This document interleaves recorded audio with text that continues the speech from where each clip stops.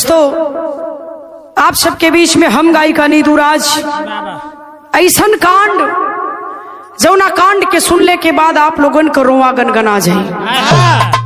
चूंकि आज के आधुनिक परिवेश में कोई के जल्दी विश्वास ना हुई कि ऐसन भी होत बा का। चूंकि पढ़ा लिखा समाज है, जल्दी भरोसा विश्वास नहीं होगा। लेकिन इस कांड को, इस कहानी को जिन्हें संदेह होगा, मैं दावे के साथ कहना चाहती हूँ, यूट्यूब चैनल पर आप जाकर के इस कहानी को देख लीजिएगा। कैसन कहानी है, कैसन बिरहा है। कवि जी 4 लाइन भूमिका के अंदर भाव लिखत हुन कहानी शुरुआत बा मास्टर। आइए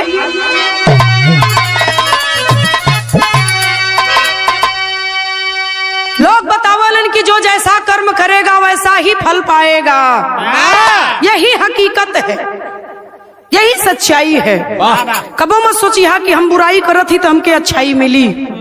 नो नो, बुरा करेंगे तो बुरा मिलेगा, अच्छा करेंगे तो अच्छा मिलेगा। इसलिए कहना है, कर्म का फल है मिलता सभी को सदा, भले जन्म पे जन्म लेना पड़े। खैर उसकी नहीं जो बुराई करे, हर बुरे कर्म का मूल्य देना पड़े। गाथा अद्भुत अनोखी पुनर्जन्म की है, हकीकत बयां पीड़िता की जुबानी। घोर अचरज में कातिल पड़ा उसी समय, है हर सिया राम कुदरत की क्या कारदानी।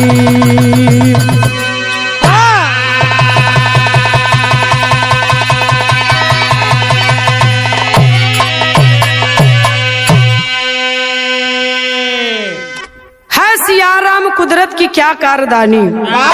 आखिर कुदरत ऐसा क्यों करता है हमारे आप या किसी के साथ। अद्भुत कहानी, एक अनोखी कहानी, जवन कहानी बहुत कम देखे सुने की मिलेला बाबूजी। आइए चलते गए एक गजल का अंदाज है मास्टर।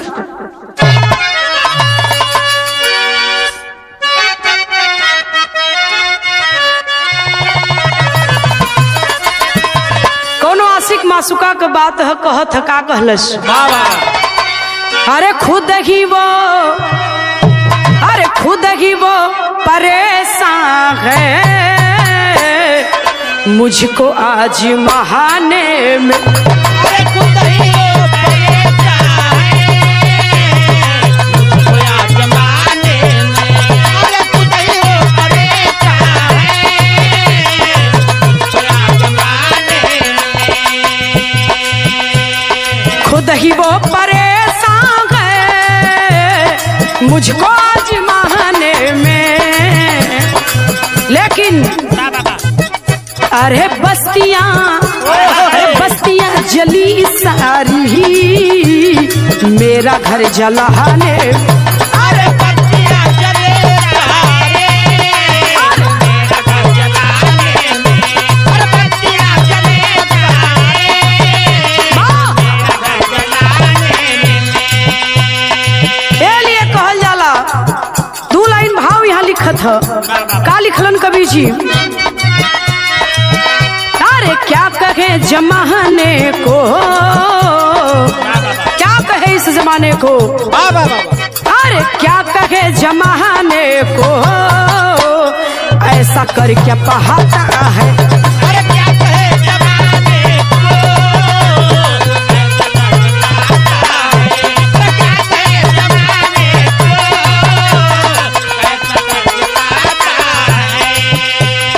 क्या कहे जमाने को, क्या कहे जमाने ऐसा कर क्या पाता है।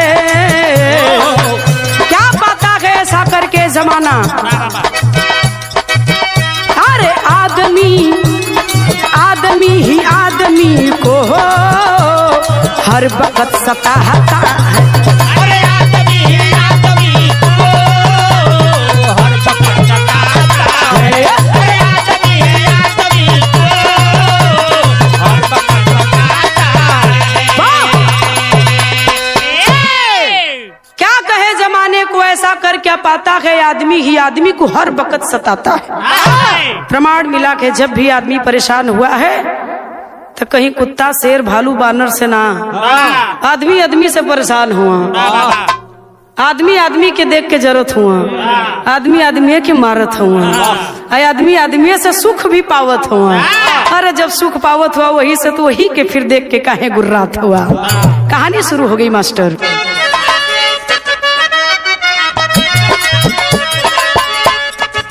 हैदराबाद में चिलकूर की कहानी है, वहीं पे मुकुल विभा रहते दोनों प्राणी है। एक ही बेटी जिसकी उम्र 9 साल रही,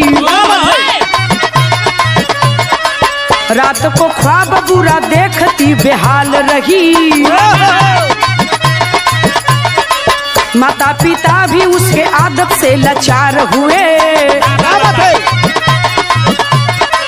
माता पिता भी उसकी आदत से लाचार हुए, माता पिता भी उसकी आदत से लाचार हुए। डॉक्टरी 7 झाड़ फूक भी 1000 किए,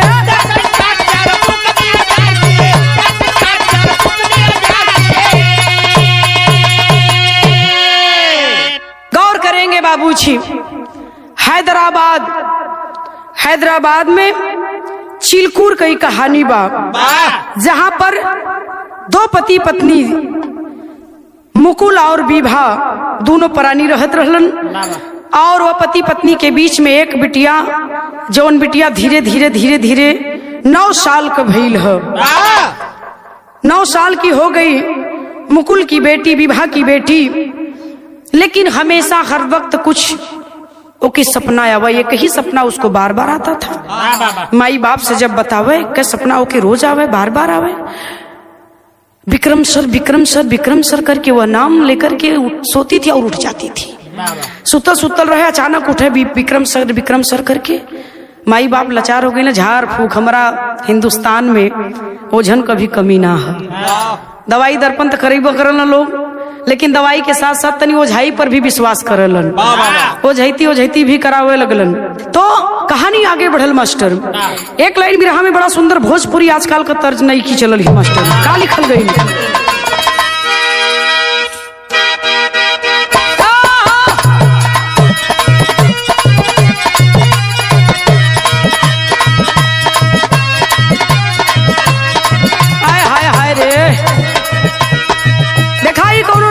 भौजाई के बीच का बात है। कौनो ननद से भौजाई कहत बा, ए नंदो। भौजाई तनी ननद से मजाक भी करेली, कलस की ए नंदो बड़ा परेशानी में हिला। कल की का है भौजी, कौन परेशानी बात होके? कलस की सुना कौन परेशानी है, का बतौले? अरे उठ तो दर्द हो के बैठ तो दर्द हो,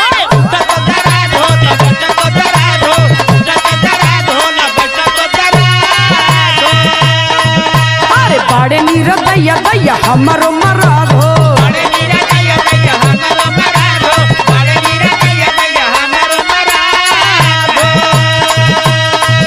अरे उठा तो दराद हो के बैठा तो दराद हो, बाड़े नीर दैया दैया हमारो मराद हो। अरे मुझकल बाटे कलैया राते नथुनियो टूटल बा, अरे मुझकल बाटे कलैया राते नथुनियो टूटल बा। ए नाना दोहलाई दाना हो, ए नाना दोहलाई दाना रेड़िया कहते लाबा, कमरिया में रतिया उठे।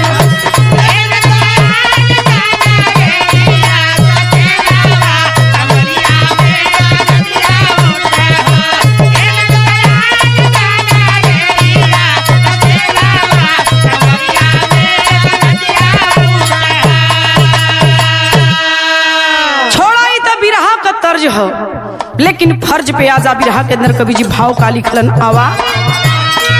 अरे संध्या बेचारी प्यारी डर हर दाम हो,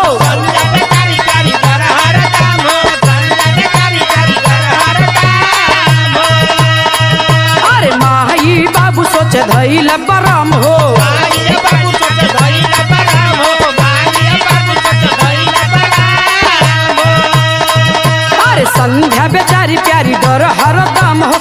माई बाबू सोचा के धइल परम हो। अरे उठ के रात में किताब लेके खूब पढ़ता, उठ के रात में किताब लेके खूब पढ़ता, तब बतिया हम मेहनत नहीं के बहस कुम्हरिया उमरिया दिने दिन पढ़ता।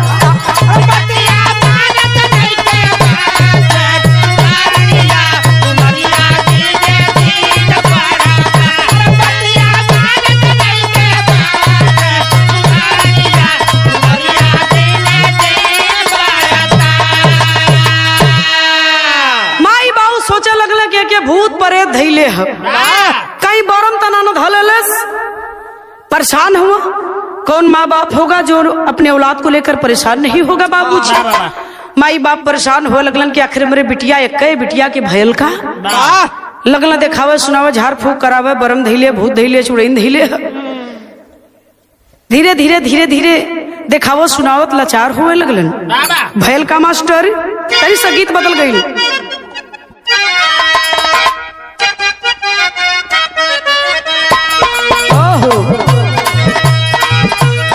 कौनो जीजा साली का बात हम मास्टरी बड़ा अपनी सड़हुईनी के मानत रहला। जीजा गईले सड़हुआइन से भेंट करे बदे, सड़हुआइन देखलस की जीजा आइला लेके पानी दौड़ल। जीजा बुलेट से आइल हुआ कहा तई चला तई दर्शन करा दा जीजा का टाइम ना है।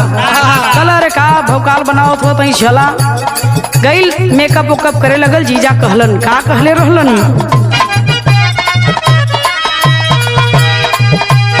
जातारू माई के दर्शन तू कह रे,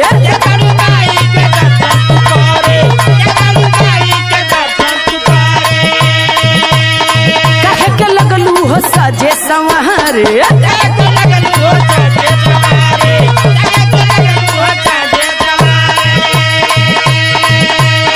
जातारू माई के दर्शन तू कह रे, कहे के लगलू हो सजे संवारे।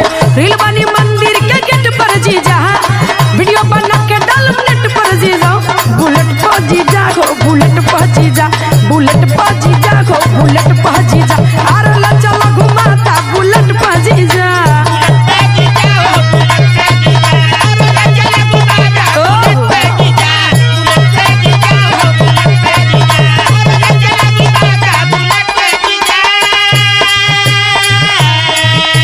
लेकिन गौर करेंगे तो दोनों माँ बाप अपनी बच्ची को लेकर परेशान है।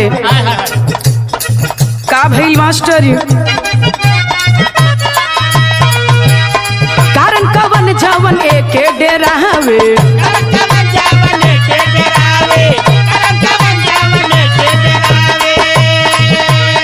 ले गईला बाला के दर्शन करावे,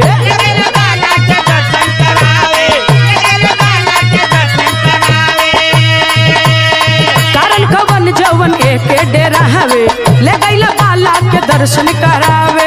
कहे करा कोई हले बाबू, घंटा बजावे उछल के बाबू, फूटल ये बाबूजी फूटल बाबूजी, फूटल बाबूजी हो फूटल बाबूजी, बेटी के सिरवा फूटल बाबूजी।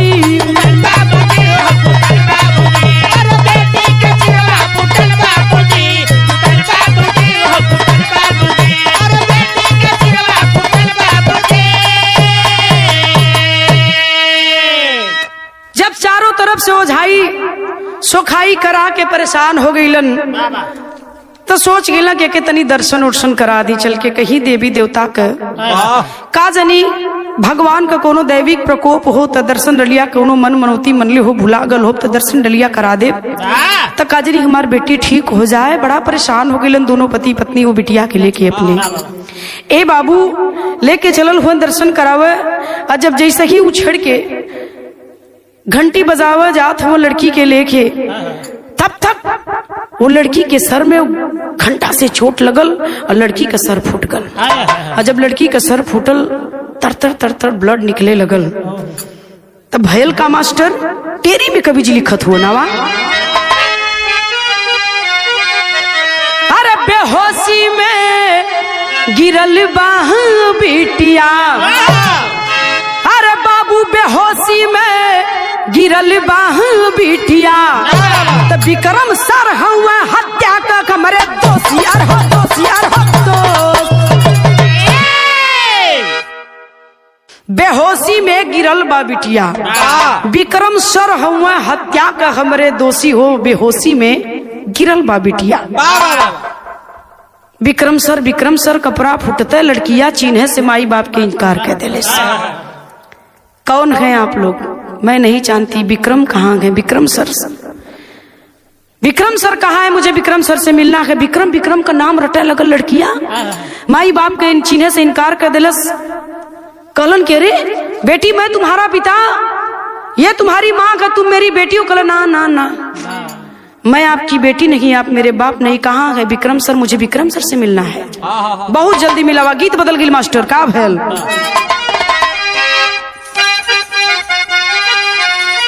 हाय हाय हाय गीत इतना पुरान हो गई लेकिन लचक अभी उतने है। महाराज केहू का मेहरारू हो कमाए जाए लगल जब मरद त दुआर छेक के खड़ी हो जाई कही अरे रजऊ हो रजऊ, अरे राजा हो राजा, काहे छोड़ के जात हुआ? केहू का मेहरारू हो ओपी भाई त कहत हियो मेहरारू का कहले सावा। हाय हाय हाय अरे रोई मारब ये राजा, अरे डूबी मारब ए करे जा, यही बाजो पूर्व के देशा डूबी मारब ए राजा, यही बाजो पूर्व के देशा। क्या बात है?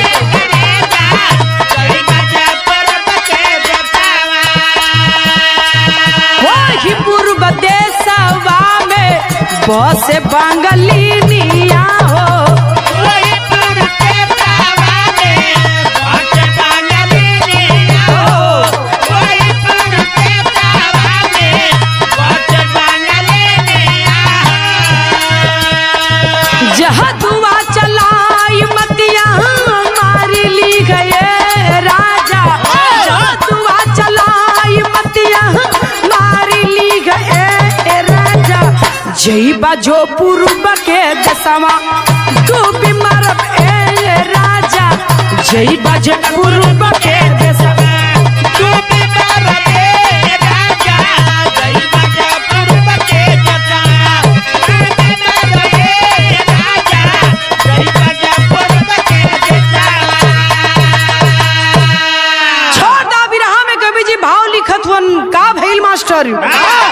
अरे रोवे लगली हो माई, अरे रोवे लगली हो माई, बेटी के हालातिया पे रोवे लगली हो माई, बेटी के हालातिया पे रोवे लगली हो माई, बेटी के हालातिया पे।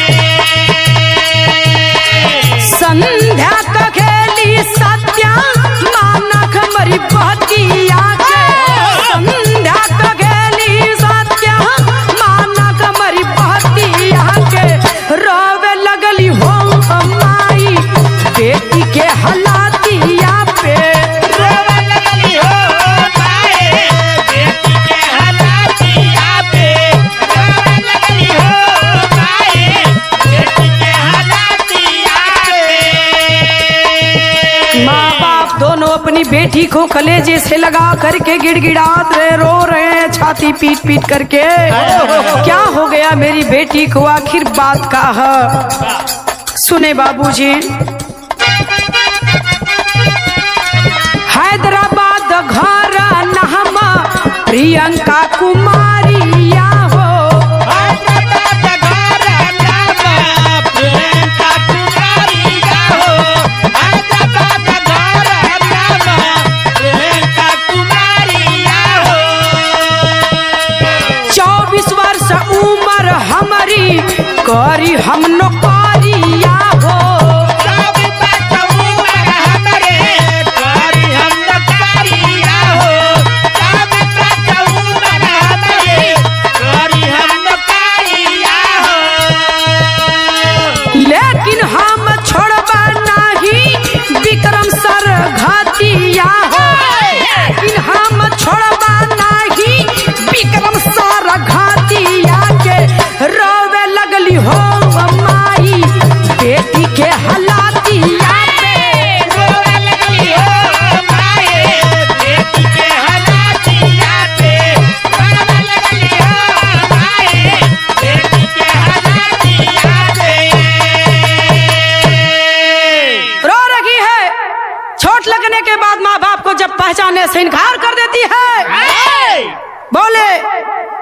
कि बेटी तुम संध्या मेरी संध्या हो। कहे ना ना ना, मैं संध्या नहीं हूँ, मैं संध्या नहीं, मैं प्रियंका हूँ। मेरी उम्र 24 साल की है और मैं विक्रम सर को ढूंढ रही हूँ जिन्होंने मेरे साथ जघन्य अपराध किया, घात किया मेरे साथ। मैं जॉब कर रही थी। किसी को विश्वास नहीं होता है, प्रशासन के लोगों को बुलाया गया, प्रशासन के लोग आए। जब विश्वास नहीं हो रहा है उसकी बात पर, तो प्रशासन के लोग संध्या के माँ बाप लेकर चले गए। गौर करेंगे कहाँ आवा।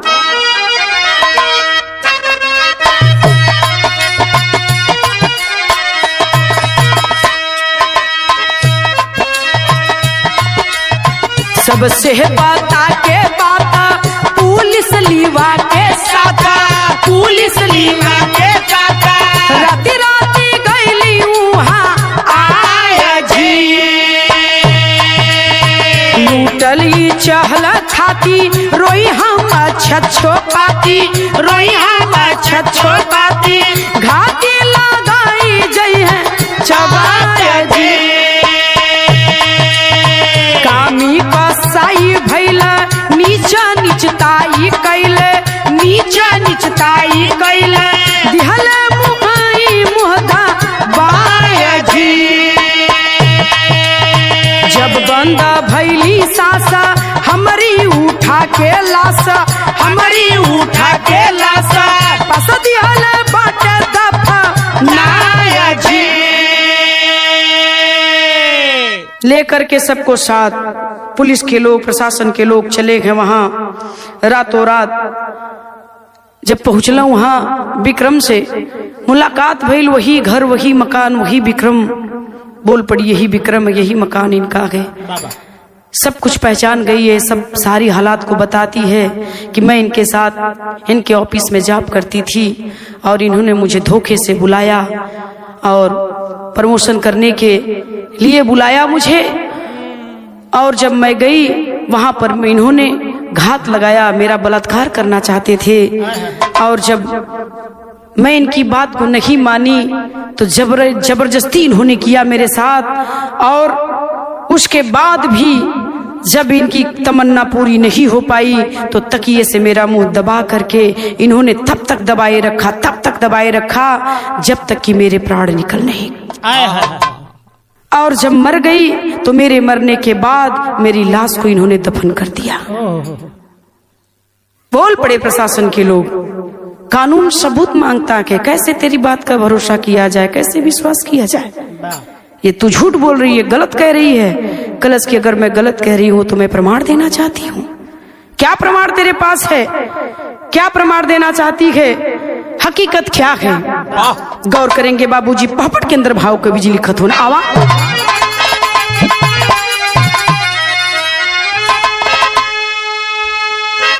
तो सुनता पुलिस करल तहकीकात बात का सच्ची बा। 9 साल पहले का बावरदात बात ये सच्ची बा।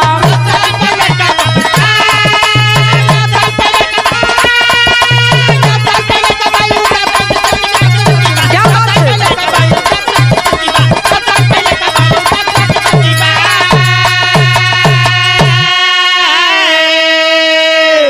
अरे मिली सड़ी है लाश प्रियंका की जब हुई खुदाई हो।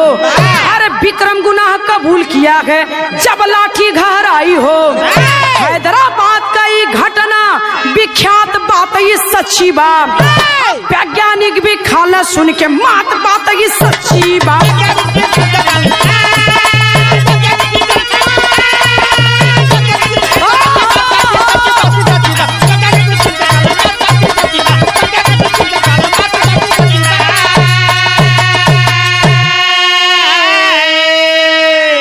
गौर करेंगे बाबूजी, ये कोई काल्पनिक कहानी नहीं है। मैंने पहले ही कहा कि आज के परिवेश में लोगों को बहुत कम भरोसा होगा इस कहानी पर, लेकिन वही मैंने ये भी कहा कि जिसे संदेह होगा आप जाकर YouTube पर इस कहानी को सर्च कर सकते हैं। जब गई सारी बात बतौलस, प्रशासन के लोगों ने कहा कानून सबूत मांगता है। अगर तेरी बात सत्य है, तू संध्या नहीं प्रियंका है, तो तुझे सबूत देना पड़ेगा। बोल पड़ी कि सर सबूत है मेरे पास, दूंगी मैं आपको सबूत। आपको सबूत चाहिए ना, चलिए जहां मेरी लाश को इसने दफनाया गए, मैं उस जगह आपको ले चलना चाहती हूँ।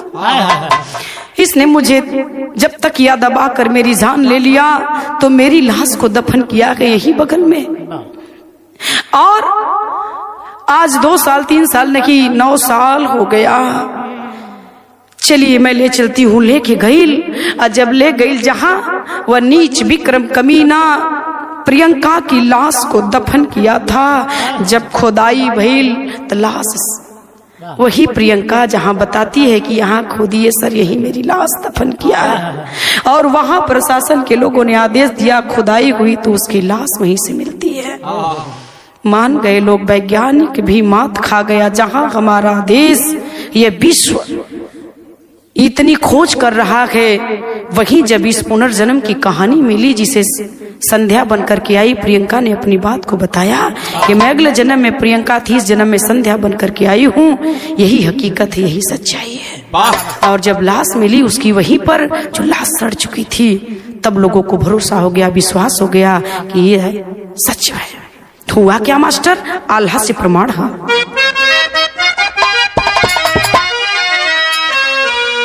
अरे संध्या बयान देके,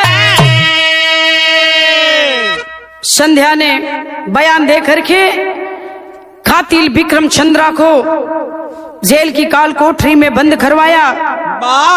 मुकुल विभा अपने बिटिया को लेकर के घर आने लगे। चूंकि हिंदुस्तान की कोर्ट जज साहब ने यह फैसला दिया, तुम भले प्रियंका थी पुनर्जन्म में और इस जन्म में संध्या बनकर के आई हो, लेकिन आज इन्हें पहचानने से इनकार कर रही हो, असल में इस जन्म के तुम्हारे यही माँ बाप हैं, इसलिए तुम्हें रहना तो इन्हीं के साथ होगा।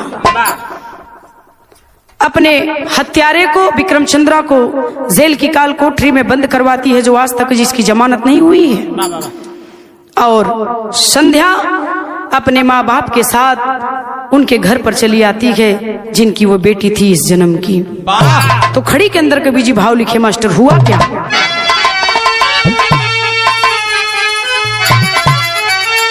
कि अपने हत्यारा के, अरे अपने हत्यारा के जेल पहुंचाई मुनिया, फांसी पई है वो कमीनवा कखल दुनिया, कैला जैसन कामयन जाम वैसा पहिया हो। अरे मार वाले आज ना तक काल पकड़िया हो। अरे केतनो बने खुमखार तेज कातिल खुनिया, फांसी पहिया वो कमीनवा कखल।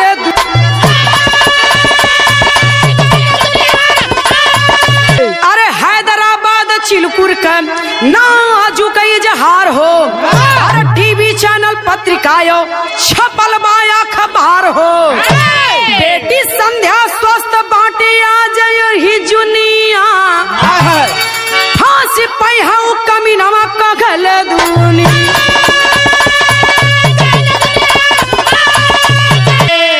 टीवी चैनल, पेपर, पत्रिका के माध्यम से लोग इस कहानी को, इस घटना को जानते हैं बाबूजी की आज के परिवेश में भी ऐसा कुछ हो रहा है।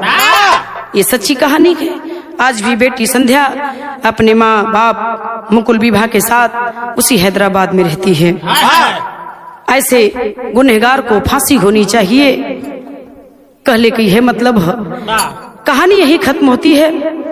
खानदान का परिचय है मास्टर।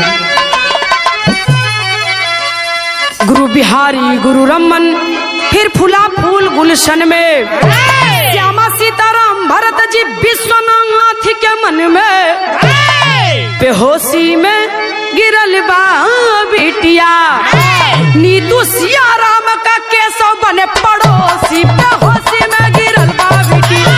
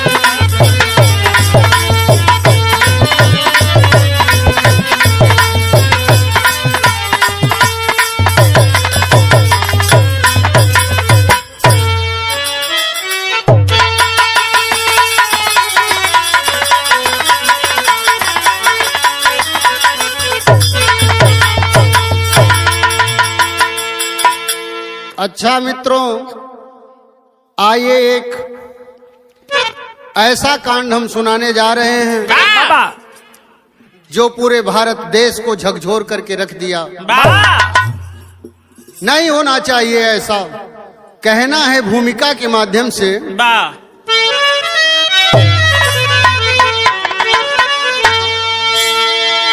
है हत्या या साजिश या रंजिश कोई, या किसी तांत्रिक का बताया ये नुक्सा, क्रूरता या खिरी नीच कायर किया, भूल से भी सुकोमल सुमन को न बख्शा। कोई कैसे करेगा भरोसा भला, जबकि ऐसे ही दानव बनेंगे पड़ोसी। कलेजा फटे सुन के माता का कुंदन, सिया राम चारों तरफ है खामोशी।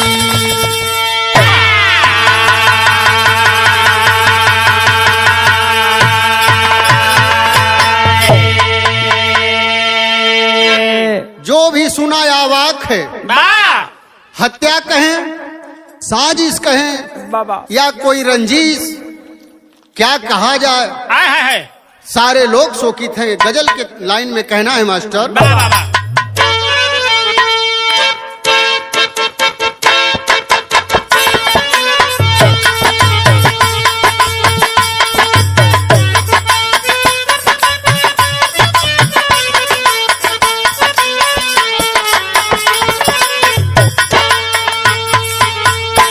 यह शान मेरे दिल पे, यह शान मेरे दिल पे तुम्हारा है दोस्तों, ये दिल तुम्हारे प्यार का मारा है दोस्तों।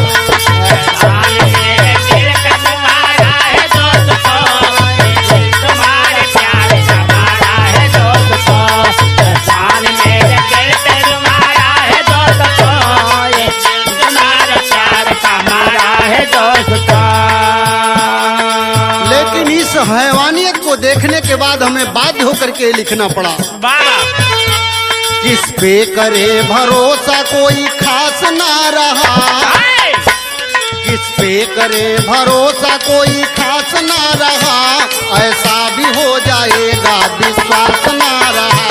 किसपे करो भरोसा कोई खास ना रहा, विश्वास ना रहा। किसपे करो भरोसा कोई खास ना रहा, विश्वास ना रहा।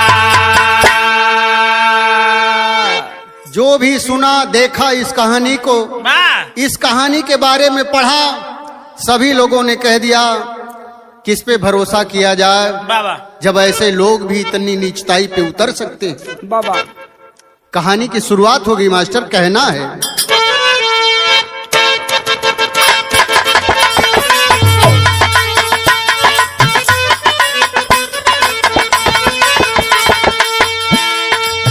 जिला बदायूं बाबा कॉलोनी की बात सुने,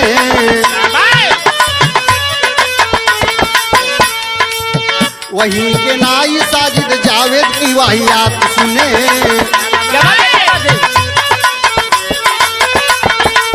काटता बाल था किराए पे दुकान सही,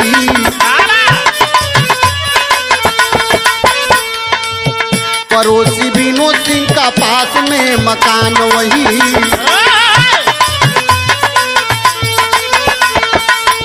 आयुष पीयूष आहन 3 जिनके बच्चे थे,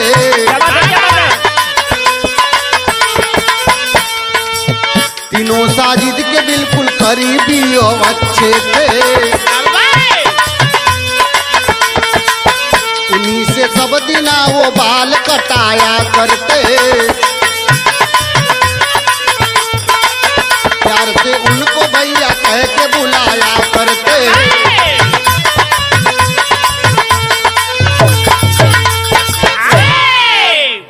ए भैया, पहले बात के समझला, कहानी स्पष्ट साफ हो जाई। बदायूं जिला अंतर्गत बाबा कॉलोनी, बाबा कॉलोनी में रहे वाला विनोद, पत्नी के नाम संगीता, 3 छोटे छोटे बच्चे हैं। बड़ा बच्चा आयुष, मझला पीयूष और सबसे छोटा याहान। सामने उनके मकान के ठीक सामने एक सैलून की दुकान है और बड़ा अच्छा लड़का उस सैलून पे बैठता है जो बाल काटता है। लगभग 10-12 साल से वहाँ है वो, जिसका नाम साजिद बताया गया। घुल मिल गया है एकदम बच्चों से, बच्चे भी वही बाल कटाते हैं और सैलून वाले भैया के नाम से उनको पुकारते हैं। एक दिन की बात है, हुआ क्या मास्टर, एक लाइन तर्ज बदल गई।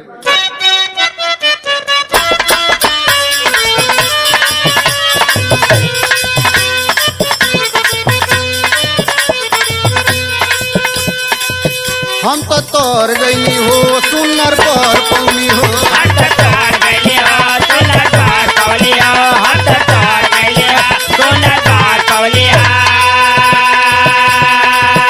अपने राजाऊ के प्यार में सवार गई हो, अपने राजाओं के प्यार में सवार गई हो, अपने राजाओं के प्यार में सवार गई हो। हम तो तोर गई हो सुनर पर पौनी हो, अपने राजाऊ के प्यार में सवार गई हो। ये खुशी रहे लगवारे, ये खुशी रहे लगवारे, सखी सैया दुलारे, हाय हाय रे सके पियवा दुलारे, हाय हाय रे सके पियवा दुलारे, हाय हाय रे सके पियवा दुलारे।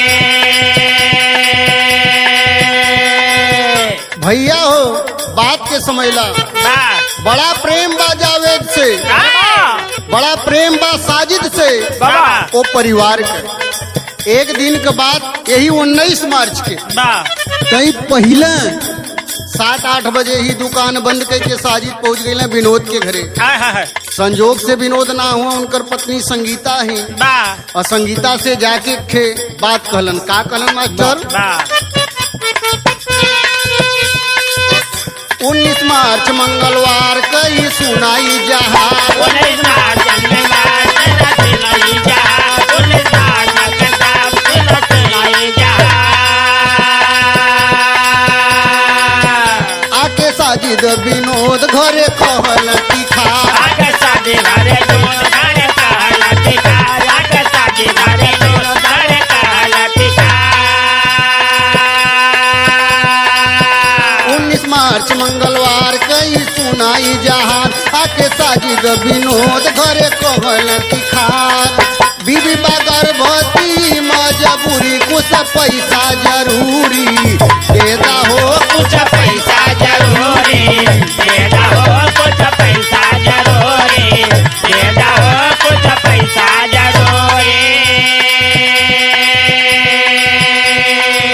जाके साजिद संगीता से कलन की भाभी, हमरे औरत के बच्चा होए वाला बा, डॉक्टर कलिए के डेट दे ले हुआ, पैसा के कुछ कमी महसूस भई ले, 5000 रुपया हमें दे दे तू। कलिन साजिद बैठा, अब तोरे भैया से बात करती, पैसा तो हमें मिली। अपने पति विनोद के फोन लगा देली। कैसे मास्टर? कहली रूका मिली तो निठहरा, रुका मिले तनी रातहरा, रुका मिले तनी तनी ठहरा।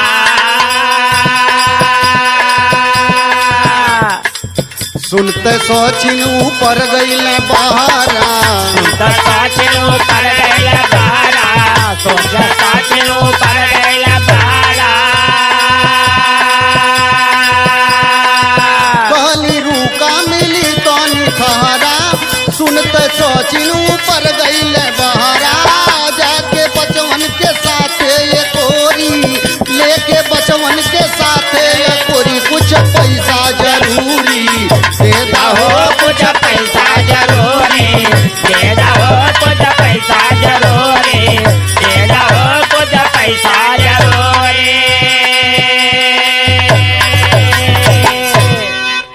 बात कैलिन विनोद से। साजिद आया है, पैसा मांग रहा है 5000 रुपया। अरे पगली, पड़ोस का लड़का है, बच्चों के साथ बराबर रहता है, बच्चों का बाल काटता है, पूछने की क्या बात है?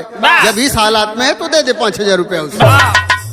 ए भैया, तब तक साजिद कहना कि भाभी हम छतवा पे हैं, कल चाय पीला, चाय बना तो कहा ठीक है बन जाला, तब तक हम छत पे हैं। तीनों लड़कन के लेकर के, ध्यान रहे बाबूजी, आयुष, पीयूष, आहान तीनों बच्चों को लिया और लिवा करके छत पे चला गया। बाबा जब छत पे गईलन तो कैलन का बाहर नीच, बाहर जमाना, कब क्या हो जाएगा कोई कहा नहीं जा सकता। देखिए बिल्कुल पड़ोस का है, घरेलू रिश्ता है, लेकिन करने क्या जा रहा है छत पे, विदेशिया में कहना है मास्टर।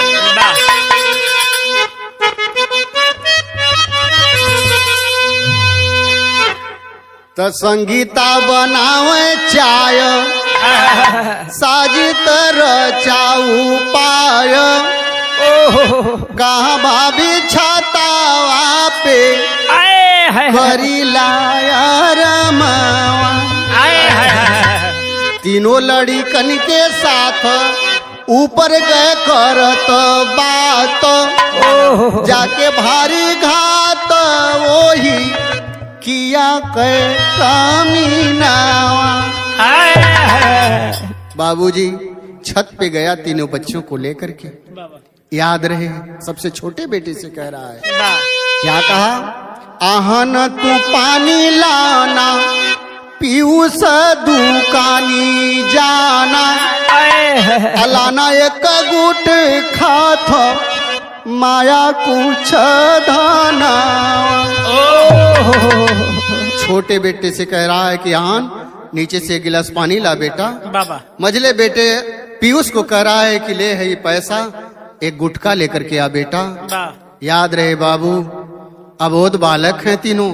छोटा बेटा नीचे पानी लेने चला बाबा लाने के लिए, मझला बेटा गुटखा लाने के लिए चला। तब यह नीच कमीना किया क्या, भीतर भीतर करी सबके वही घरी, घटना के अनजाम देले बा कमीना। जब सारे लोग इधर हो गए, दोनों बच्चे चले गए, निकाल लेता है चाकू और सबसे बड़े बेटे आयुष के साथ करता का है भाव सरंगा में लगे।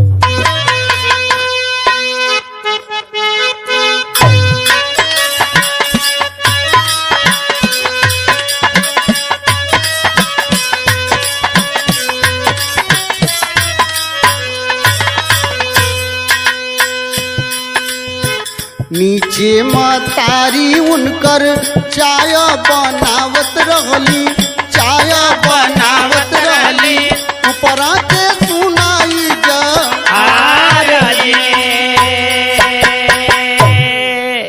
हाय रे कसैया तनिको दया धर्म नाही, दया धर्म नाही, खिचली हल हाथे में कटार।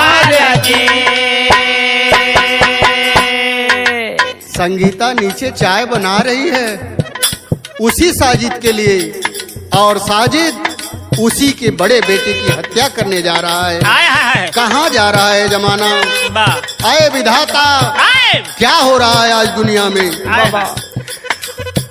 आयुष लाला नाव के कोची कोची चाकू मारे, कोची कोची चाकू मारे, पहेला खुनावा के धार। छोटकाया भान तबले पानी ले आई गईले, पानी ले आई गईले, ओनहु के कइले बाटे वार।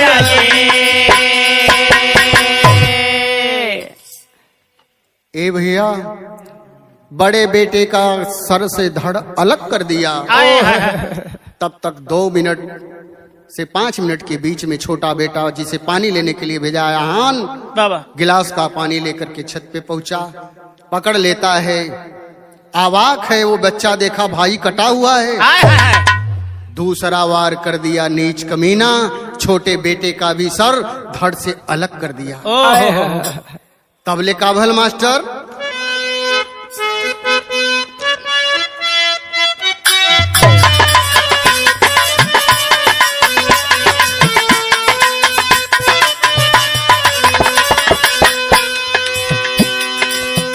ताबले तयाई गईल पीऊ सैला रे पीऊ सैला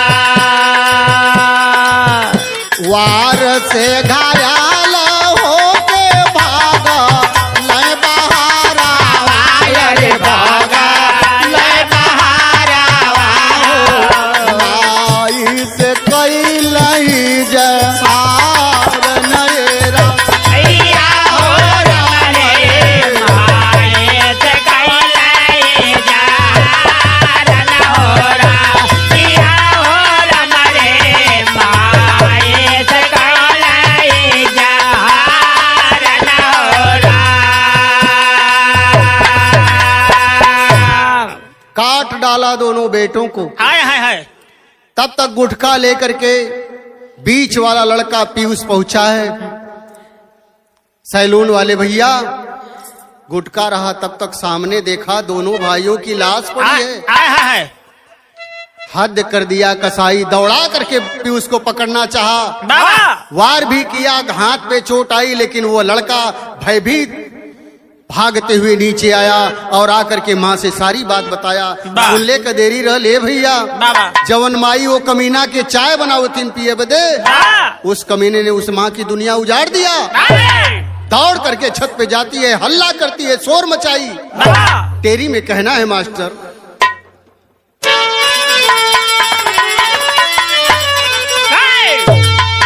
अरे राम माई के बा मराइल मतिया, ए भैया माई के बा मराइल मतिया, देख के लाश लाल के फाट गईल बा छतिया, माई के बा मराइल मतिया।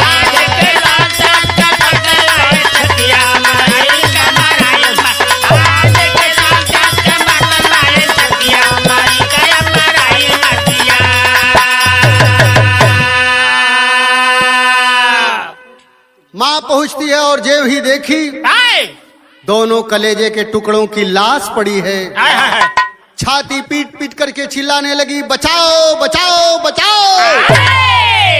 सुनने की देरी थी, पूरे मोहल्ले के लोग इकट्ठा हो जाते हैं, चारों तरफ से घेर लिए। साजिद ऊपर है, जावेद उसका भाई नीचे इंतजार कर रहा है। जावेद तो भग गया, लेकिन साजिद को गिरफ्तार कर लेते हैं। तब का भाव रहा आखिरी तर्जबा मास्टर, कि सासुर से रूसलवाती न हो भैली नैहरे करा।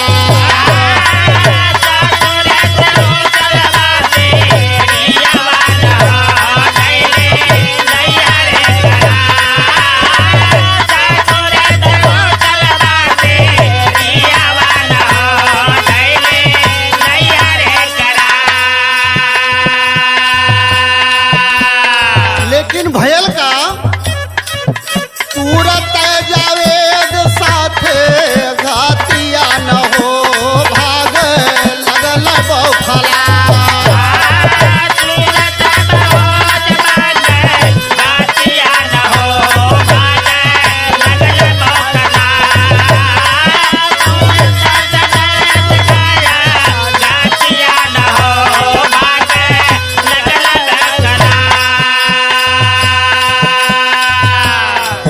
साजिद के पकड़ लेहली भीड़ वही जुनिया,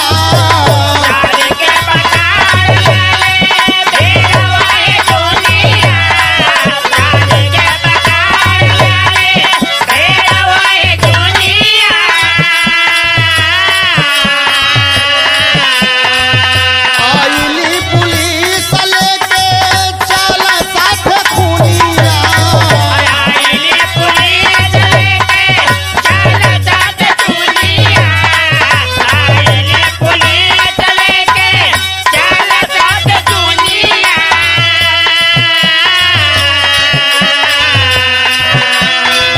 भैली मुठ भेड़ में माउतिया न हो, हाँ भाग बौखला।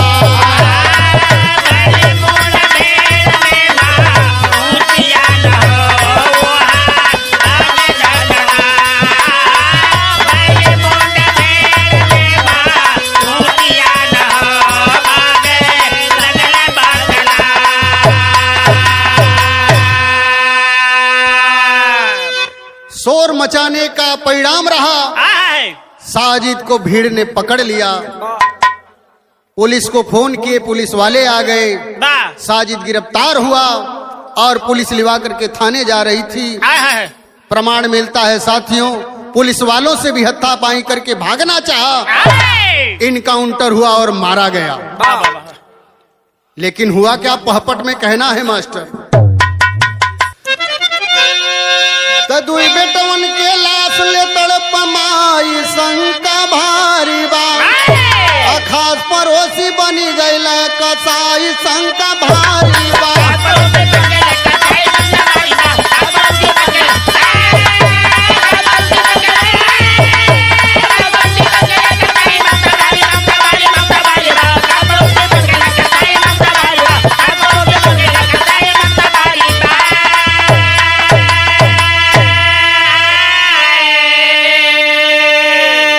क्या कारण के किया वो ऐसा, सोचा गली मुहल्ला हो, अजावे को है पुलिस खोजती, चारों ओरी बहल्ला हो। अजंता ने सैलून दिया जलवाई शंका भारी बा, अजावेद के भी फांसी दा अलटकाई शंका भारी बा। ए भैया, इनकाउंटर में कातिल साजिद मारा गया, कोहराम मच गया, पूरा आवाम सड़क पे आ गया, चक्का जाम करने लगा, नारेबाजी होने लगी। हर हाल में कातिल चाहिए और चौराहे पे सरेआम फांसी दी जानी चाहिए। साजिद तो मारा गया लेकिन जावेद फरार है। कहना है आल्हा के माध्यम से मास्टर।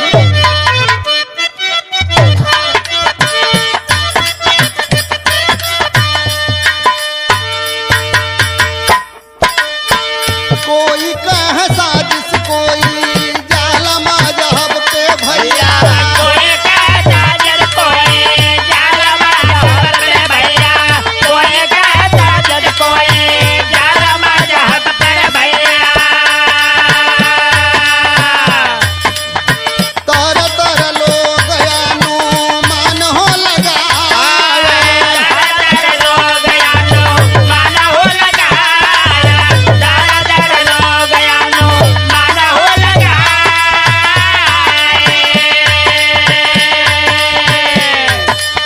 लेकिन विनोद जी के आवना चयनवा बाबू, लेकिन विनोद के आवना चैनवर बाबू, लेकिन विनोद के आवना चैनवर बाबू। संगीता कया तू नहीं रोकल रोकाया, संगीता गया को नहीं रोकल रोकाया, संगीता गया को नहीं रोकल रोकाया।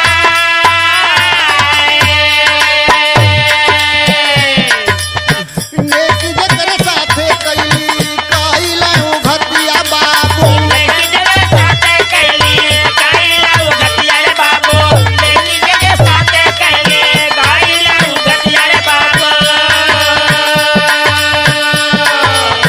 नाव माझ्या धारा ओई में देहल डुबा, नाव माझ्या धारावाने देहाल डुबाया, नाव माझ्या धारावाने देहाल डुबाया।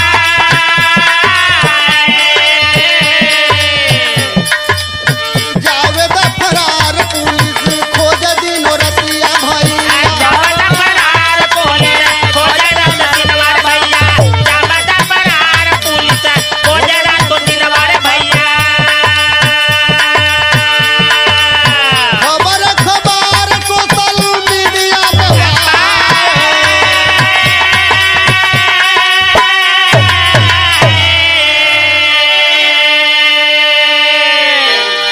पेपर पत्रिका इनाम घोषित कर दिया गया 25,000 रुपए का, कि जो कातिल का जावेद को गिरफ्तार करवा देगा 25,000 रुपया का इनाम पाएगा। ए भैया, 19 तारीख का घटना हो, आज 21 तारीख हो। आज ही प्रमाण मिला है, समाचार मिला है कि जावेद को बरेली से गिरफ्तार किया गया।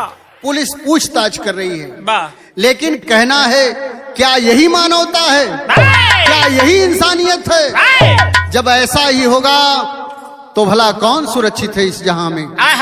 एक ही शंका हो रही है लोगों को कि कातिल साजिद जब हत्या किया तो मुंह में खून लगा हुआ था, यानी उस अबोध बच्चों का, आल्हर बच्चों का खून पिया था। क्यों हत्या किया, खून भी मुंह में लगा है। तरह तरह की शंकाएं हो रही है, तरह तरह की चर्चाएं हो रही है, इसलिए खड़ी में कहना है।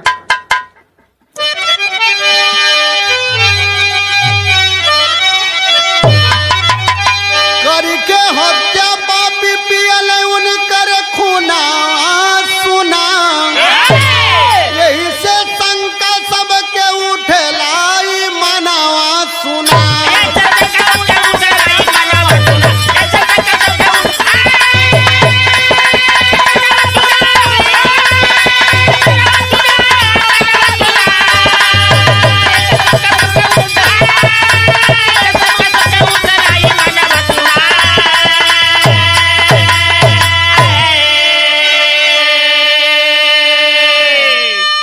क्या शंका व्यक्त कर रहे हैं लोग कि कौनो ओझा सोखा हो सकेला हो ई कहले, अधू बच्चन के हत्या करके आई जब तू पहले, तब बची है तो हर धरती पे लालाना सुना।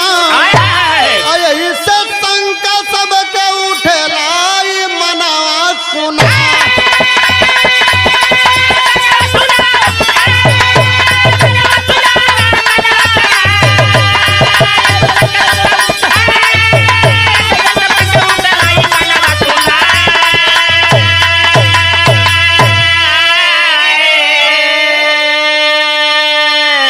तमाम तरह की चर्चाएं हो रही हैं।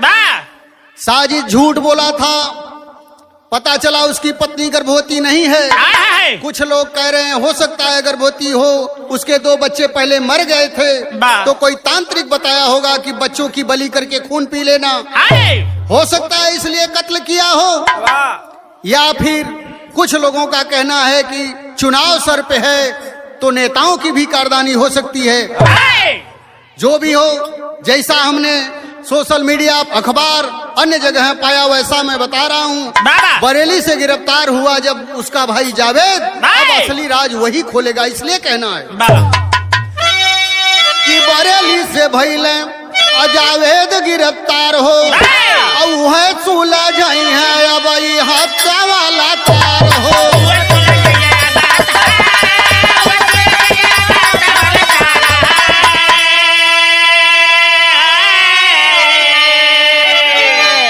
कैसे जुड़ल के कर बाट कनक साना सुना, यही से शंका सबके होला होई मनावा सुना।